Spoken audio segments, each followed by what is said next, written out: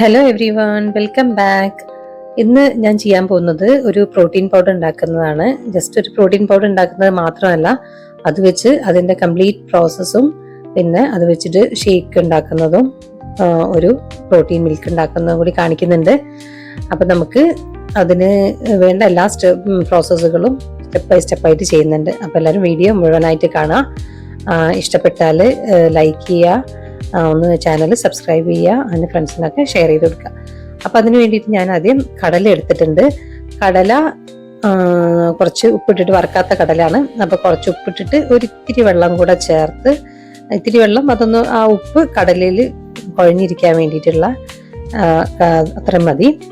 എന്നിട്ട് നന്നായിട്ട് അത്രയും വെള്ളം മതി. ഇനി അത് നന്നായിട്ടൊന്ന് കുഴച്ച് എയർ ഫ്രയറിലാണ് ഞാൻ ഇത് വറക്കാൻ ഉദ്ദേശിക്കുന്നത്. അപ്പോൾ അത് നമുക്കത് ഒരു എയർ ഫ്രയറിലോട്ട് മാറ്റാം. അപ്പോൾ എയർ ഫ്രയറിൽ ഇട്ടിട്ട് ഒരു 12 മിനിറ്റ്സ് 180 ഡിഗ്രിയിൽ സെറ്റ് ചെയ്ത് വെച്ചാൽ കടലൻ്റെ വറുത്ത് വരാനുള്ള ടൈം നല്ല പെർഫെക്റ്റ് ടൈമിംഗ് ആണത്.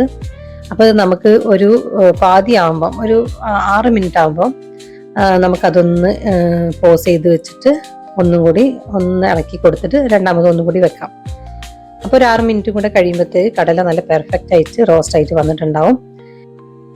ഇനിയിപ്പോൾ വറുത്ത കടല ആണ് വാങ്ങുന്നതെങ്കിൽ നമുക്ക് സാധാരണ അത് അങ്ങനെ തന്നെ ഉപയോഗിച്ചാലും മതി.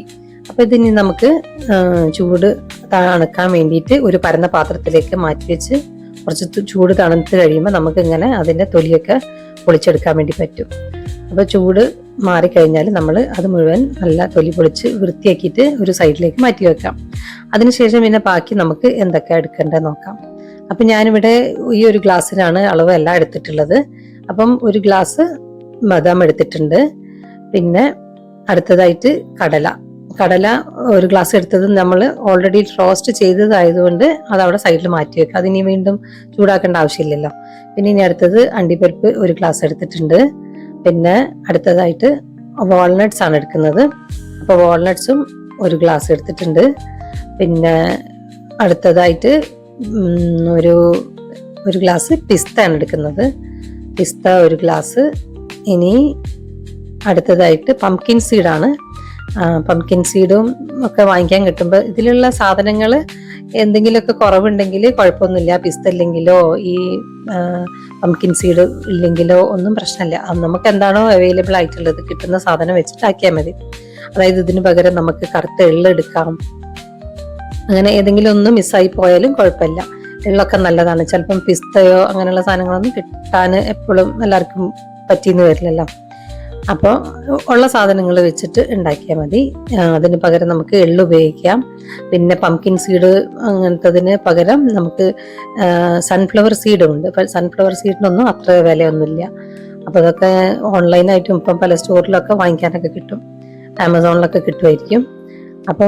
അപ്പോൾ ഇതെല്ലാം കൂടെ നല്ലോണം വറക്കണ്ട, ജസ്റ്റ് ലൈറ്റായിട്ട് ഒന്ന് ചൂടാക്കിയാൽ മതി.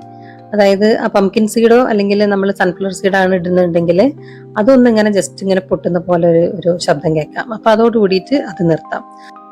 ബാക്കിയുള്ള സാധനങ്ങളൊന്നും അധികം ചൂടാവാൻ വേണ്ടിയിട്ട് നിൽക്കണ്ട. അപ്പോൾ ഏതായാലും ഇത് നമുക്ക് ഒരു പരന്ന പാത്രത്തിലേക്ക് തണുക്കാനായിട്ട് മാറ്റി വെക്കാം. അപ്പോൾ അത് നന്നായിട്ട് തണുത്തിട്ടുണ്ട്.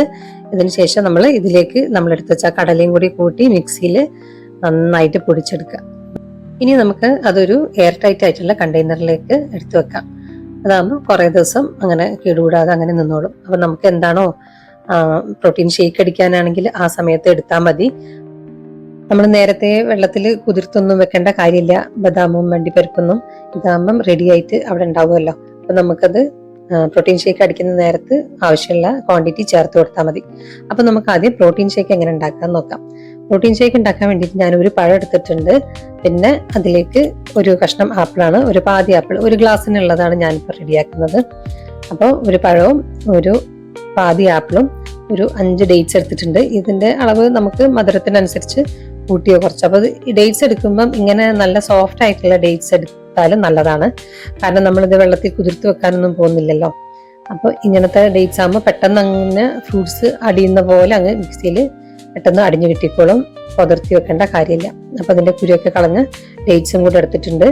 അപ്പോൾ ഇതിനി എല്ലാം കൂടെ മിക്സിൻ്റെ ജാറിലേക്ക് ഇട്ട് ആവശ്യമുള്ള പ്രോട്ടീൻ പൗഡറും കൂടെ ഇട്ട്, ഞാനിവിടെ ഒരു ഗ്ലാസ്സിനൊക്കെ ആയതുകൊണ്ട് ഞാനൊരു ഫുൾ സ്പൂണ് 2 ടീസ്പൂണ് പൊടിയാണ് ഇടുന്നത്. എന്നിട്ട് അതിലേക്ക് 1 ഗ്ലാസ് പാലും കൂടെ. അപ്പം മധുരത്തിന് ആ ഡേറ്റ്സും ഉണ്ടാവും, ആ ഡേറ്റ്സിന്റെ മധുരം തന്നെ ധാരാളം മതിയാവും. അപ്പം നമ്മൾ പാലൊഴിച്ച് മിക്സിയിലൊന്ന് അടിച്ചെടുത്താൽ നമുക്ക് പ്രോട്ടീൻ ഷേക്ക് റെഡിയാണ്. പിന്നെ ചിലർക്ക് കുട്ടികളൊക്കെ ആണെങ്കിൽ ചിലപ്പം ഈ ഷേക്ക് കട്ടിയുള്ള ടൈപ്പ് ഇങ്ങനെ തിക്കായിട്ടുള്ള ജ്യൂസുകളോ അല്ലെങ്കിൽ ഷേക്കൊക്കെ കുടിക്കാൻ ചിലപ്പം ചെറിയ കുട്ടികൾക്കൊക്കെ മടിയായിരിക്കും ചില കുട്ടികൾക്ക്. അപ്പോൾ അവർക്കാണെങ്കിൽ നമുക്ക് വേറെ ഒരു ഐറ്റം ഉണ്ടാക്കാം. പാലിൽ നമ്മൾ ബൂസ്റ്റ് ഹോർലിക്സ് ഒക്കെ കലക്കി കൊടുക്കുന്ന പോലെ ഈ പൊടി കലക്കി കൊടുക്കാനും പറ്റും. അപ്പൊ ഇത് നമുക്കിവിടെ പ്രോട്ടീൻ ഷേക്ക് ഇപ്പൊ റെഡി ആയിട്ടുണ്ട്. അപ്പൊ നമുക്ക് ആ പാല് എങ്ങനെയാണ് റെഡിയാക്കാന്ന് വേണ്ടിയിട്ട് നോക്കാം.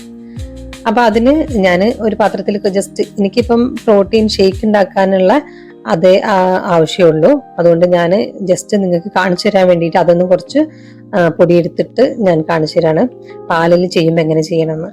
അപ്പൊ നമ്മൾ കുറച്ച് പഞ്ചസാര മിക്സിയിൽ അടിച്ചിട്ട് നല്ല പൊടിയാക്കിയത്, പൗഡർ പോലെ ആക്കിയത് നമ്മൾ ഈ പ്രോട്ടീൻ പൗഡറിലോട്ട് ചേർത്ത് കൊടുക്കുക അതിൽ. എന്നിട്ട് ആവശ്യത്തിനുള്ള ഇതിനനുസരിച്ചിട്ടുള്ള മധുരം കുറച്ച് പൊടിച്ചിട്ട് ആവശ്യത്തിനുള്ളത് നോക്കി നോക്കി ഇട്ട് കൊടുത്താൽ മതി. അപ്പൊ ഒരിത്തിരി മധുരം കുറവുള്ള പോലെ ഉണ്ട്, അപ്പൊ ഒരിത്തിരിയും കൂടെ ഞാൻ ഇടുന്നുണ്ട്.